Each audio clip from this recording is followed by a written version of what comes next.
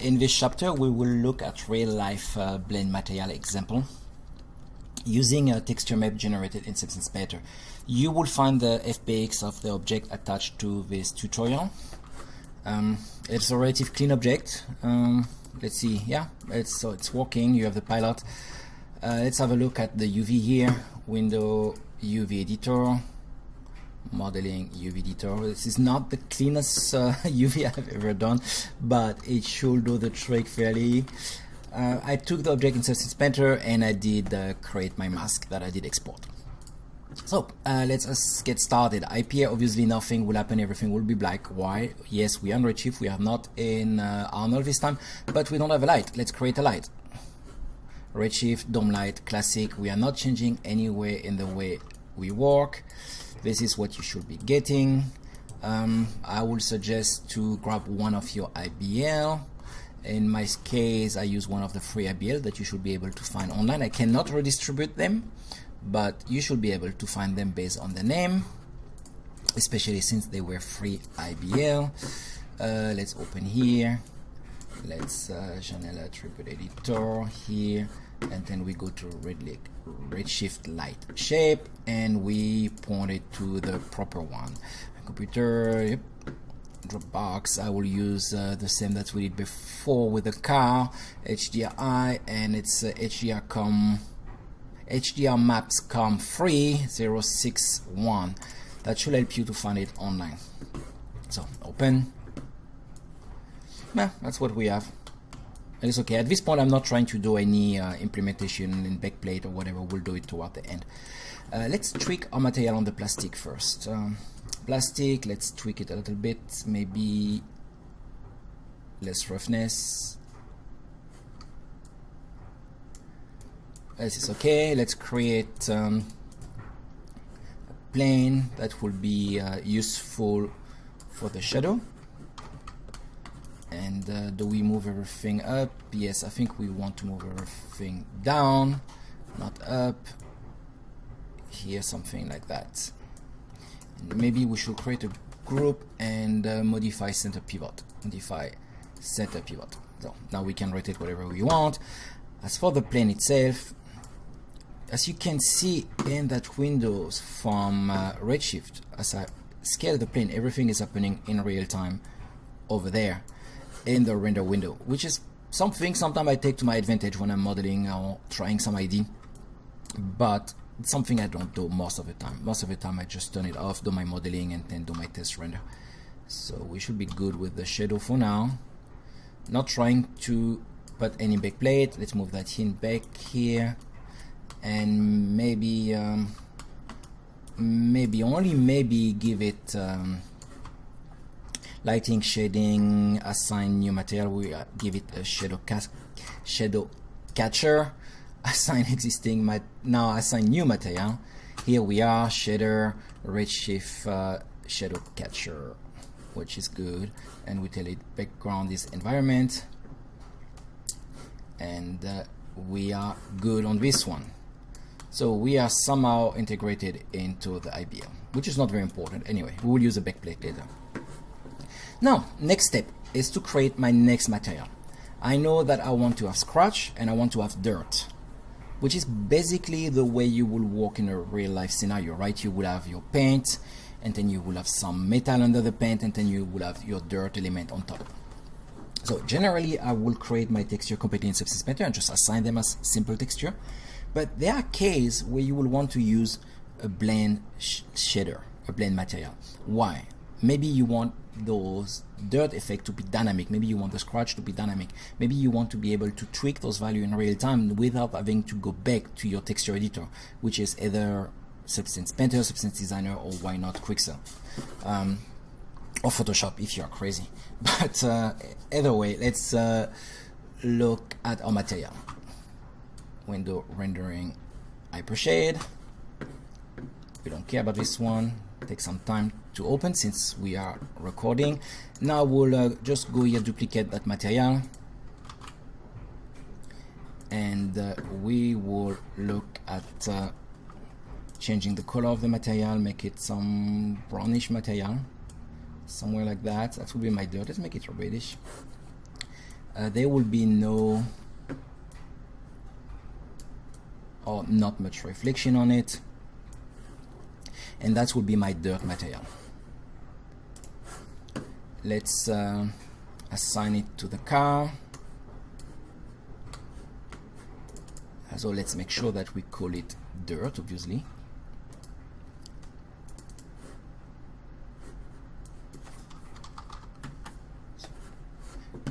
And it is updating. Okay, my dirt material, the color of my dirt material.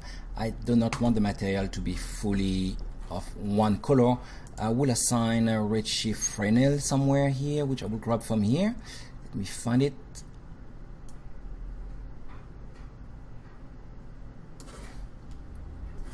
Here it is, redshift Fresnel. And now I will change the color, facing color. Let's make it red so it'll be easier to see. Here we will be green, and we'll change those color later. I just try to get like very strong color, and then curve file of S1, 0.5, and then we go back to 2. So that will be the color of my dirt. As you can see, I have some green element on top where the light is hitting, or where the angle is facing away, to be more precise, and the facing color is red. So now I can go back and change my color to maybe the dirt is lighter over there, and here it is very brownish. That will be my dirt. So then I click here to open my dirt again and look at my diffuse color. Should be a little bit, the weight should be down, the roughness should be up. Now the next step I want to make sure is that my dirt look more interesting. How about we assign a bump map on the dirt? To do so, we will create a 2D texture. We will grab, let's get noise. Noise should be okay for now. Move it there and look at our dirt. And just drop it in the bump. Overall, we should have a bump channel here somewhere. And we drop that in the bump. Done.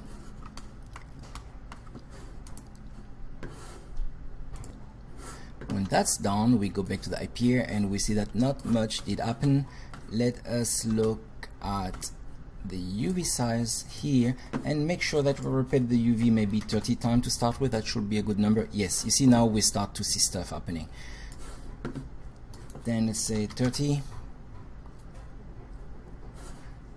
And this is the dirt that we will have on the car. Let's make it maybe even more. Let's see if we can go up to 60, which look more interesting. And let's go to our redshift bump map and make it 0.05 instead of, yeah. What I want to do actually is to have less of a bump. I still want it to be there, but I want less effect.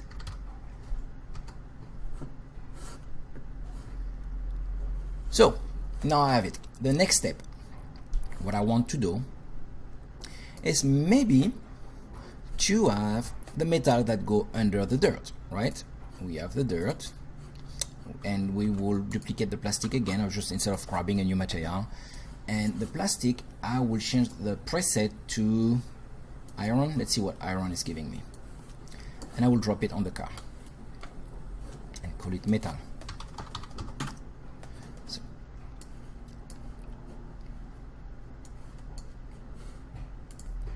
So this is what my metal look like, and I think I could be okay with that. This is what will be under the plastic. Now, I'm not worrying about the driver. I did not generate any texture for it. I did just put it in the scene just because I think it looked more interesting. We will create a blend material. Shader, redshift material blender, go here. That's our matte shadow, then we go here and we call it blend. Now in each one of those slots we will drop the different material. First we know we have the metal will be the base. Then on top of that we drop the plastic, right? And the plastic is sandwiched between the metal and the dirt. That's why we drop the dirt. Now we will assign that material, the blend material, to the car. And what's going on? Actually not much is going on, because we need to tell those different materials, although they blend between each other. To do so, I will move to the plastic, click here, and tell him to use a 2D texture. I will point to a file. My file will be here, and we said we are looking at the metal mask BMP. This is a 4K texture, meaning it might get a little bit slower and time come to update. We will see. Reload. And as you can see, it went very quickly. I did not touch anything, right? It's not like I did stop my recording or whatever. And this is what we get. We get the plastic and the metal under it. And I did not brush it by hand. I did just do a Substance Painter mask generator, and it did the trick. I went to 4K because I wanted to be more precise in the look, but I could have lived with 2K actually. When you work with blend material, since you only care about the mask, you can have a procedural material on each one of those layers and having only a texture mask, which is very helpful since you don't have to have a full resolution for the dirt as an example. So now the next layer is the dirt. Then let's move here, let's move there, and let's look at our blend material again. And dirt is here. We click again here, we assign one of those texture. Since you have UV on that object that I give you, nothing stops you to generate your own texture, your own mask, and get the look that you want. What I will suggest though is not to use my model, it's just to use your own model and do it yourself. Here, get metal, we do the dirt. Now let's see what happened with the dirt. If we go there, you saw everything went very fast, and then we get the dirt mask here that give me the dirt at the bottom of the object. So now I could go in, look at my dirt mask, color balance, and start to tweak it a little bit more, because I want to see the dirt having more effect on the car look. More I move it, more we get the effect of the dirt, because I am working on the white balance between the black and the white. So I think this one is actually fairly in the range what I wanted to have. Now let's do a real-time test render. We will see how much time it takes. Let's close that one, let's close that here, and let's do a render.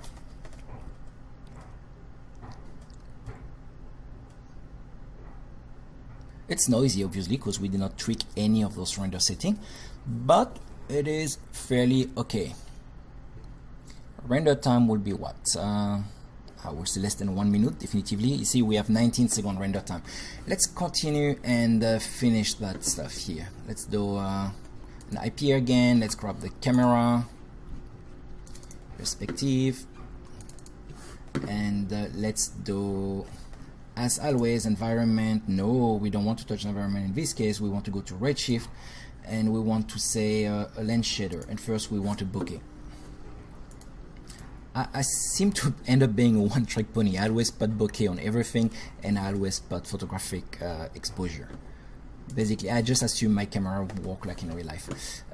Here we will look at the distance of that and say you are 3762 away from the camera.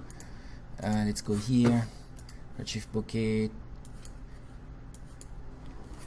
3.762, and obviously the strength of my bokeh is way too strong, 0.2, still too strong, 0.02.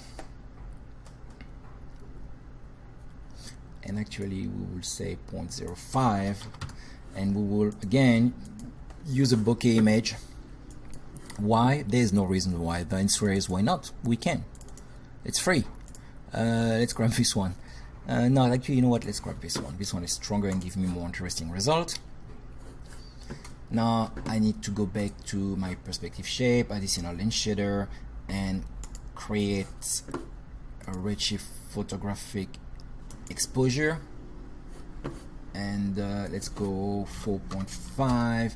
Let's go full day, sunny day. I will probably go like 150, 100 would be good for the ISO, and shutter speed we will put 500 to start with, and take it down slowly to 250 because I don't want it too bright, and 200 should be okay. So and this is what I have now. Let's do another test render with the bokeh to see how much time it takes. I'm again letting it run in real time. More noise, obviously, since we have depth of field. It's still acceptable for a quick test, not for a final render. And we have a render time of 19 seconds. You see, we actually did not change that much. I realize it's a little bit darker now. Not sure if I like it. That's why I will put my ISO at 150. IPA, let's see what you do. Yes. Now, next step. Remember we did place the car and the environment before. Now we will do a backplate on our environment light. I go back to the environment light, which is here somewhere. Dome light. You see how messy it is, everything here. It should not be that messy. It's just because I'm duplicating stuff and trying stuff, but it is not important. You will get an FBX, and in your file you will not have that many groups. You should have two groups, one for the car and one for the pilot. And we will what did I say? Oh yeah, we wanted to look at the backplate. We will enable a backplate. We will grab one. We will go in backplate. We will look at one that interests us. Let's get maybe no, they're all the same. Let's get this one, and this one we know it's 42 millimeter. What if we look at our camera again and make sure that we shot at 42 millimeter? So then we bring that here like that. We go back to our light.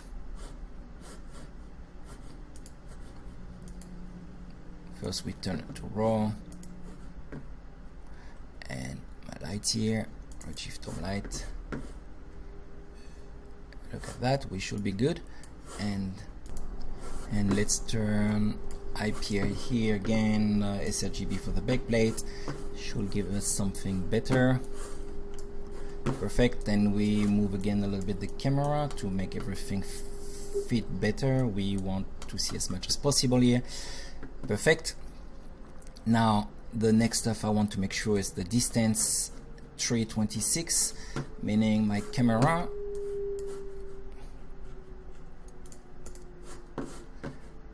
Redshift bokeh 326.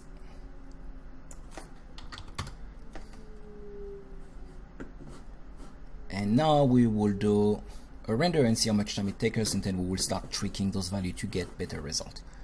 Let's see. Again, I let it run in real time. I will think we should be at 25 seconds, maybe 24. Let's see. It seemed to be faster than I did expect. Well, 16 seconds. In my book, this is great. Let's look at those values now. Let's try to get a better result. First off, we want to do is on the light. Redshift Dome light, I really want to have 256 sample. I have depth of field, and if I want to have less graininess, my depth of field, I also need to raise up the sample here. Let's go 64 to 56. It's a good start, I think. To 56. Let's save this image here to make a comparison, and let's do a render. This time I will stop the recording because it might take a bit longer. Cranking up the value was very helpful. We went from we went from 16 to 49 seconds, but as you can see, we have a lot less noise, right? This is the noise of the bokeh here.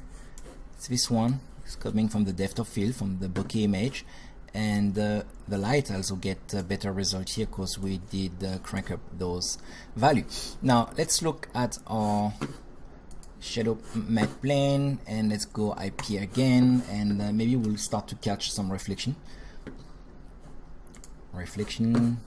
and let's catch reflection, maybe a value of we want that to be GGX, and we want that there's no real reason in this case why I turn it to GGX. I turn it to GGX because I'm kind of more acclimated to the result and I know what value work. You could have leave it to Cook Torrance. It will not be a problem. Here, and then let's give it 64 for reflection. And ambient occlusion here, we will change a little bit, give some ambient occlusion and a sample of 128 to keep everything a bit darker. Then I will be going back to my camera. And I will my photographic exposure, just crank it to 185 on the film speed, and maybe take down the overexposure and the threshold on the black crushing a little bit there. Now the next stuff I see that really bother me is my reflection are still too strong. We will say it's way less glossy, and it's still stronger. This will look more weight. And now I think we can do a final render after we tweak those values again to get better result. Going here, boom, let's see, 0.5, that should give us better result, 128 to 56. And my light I will just go at 2. Oops, see, something already moved my camera, not good. Meaning now that I didn't move everything, I need to go back and make sure that we are at 4562 up my depth of field distance 4.562. So, and I wanted to crank up the sample on my light to 512. And I think we can call it a day and do a final render.